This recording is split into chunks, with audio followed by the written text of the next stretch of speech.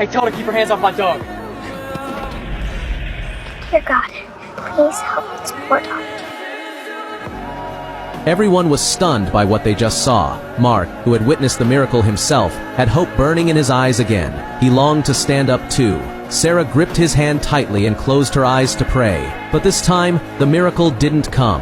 During the hospital checkup, the doctor made it clear Mark's spinal cord was severed. There was no chance of recovery, but before he even finished speaking, Mark walked out from the next room. The doctor froze on the spot. Medical miracle suddenly became the word on everyone's lips. A female reporter witnessed the whole thing. She knew this story was explosive. As soon as it hit the news, the entire town went wild. Sick people lined up to visit, hoping to see the little girl who brings miracles. Sarah's parents grew worried. They feared she'd become a target, seen as a freak by the world, but kind-hearted Sarah still chose to step outside. She walked straight up to a girl with cancer, held her hand, and closed her eyes to pray. A warm energy seemed to fill the girl's body. The pain that haunted her for years vanished, like it was never there. Then, Sarah walked over to a blind girl. She prayed again. Soon after, the girl took off her sunglasses, opened her eyes, and saw Sarah's gentle smile.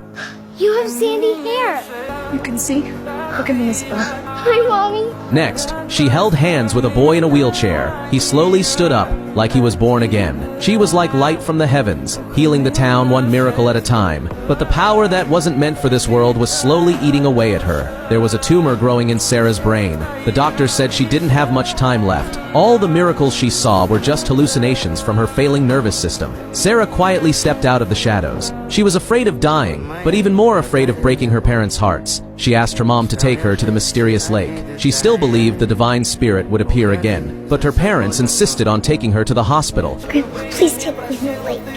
Her grandfather, who never believed in God, went to the lake alone. He knelt in the rain and silently prayed. He offered his life in exchange for his granddaughter's, but the lake stayed silent. Back at the hospital, Sarah's life was reaching its final stage. Her grandpa made a decision. He reached out to everyone Sarah had helped. Together, they planned a secret rescue. On the day of the escape, they snuck into the hospital in disguise. Grandpa distracted her parents. The girl with cancer took Sarah's place in bed, pretending to be her. The others created chaos in the lobby, faking fainting spells to draw attention away. With their help, Sarah was quietly taken from the hospital, but outside, a heavy rain started pouring down. They rushed to the lake, driving as fast as they could. Her parents soon realized she was gone and took off after them. A reporter caught wind of it and followed too. The whole town was swept into a midnight storm. Her brother pushed the car to its limit, but they got spotted by the cops. Just as they shook them off, a fallen tree blocked the road. It was like fate itself was keeping them from the lake. Then, a man Sarah once helped showed up. With his dog,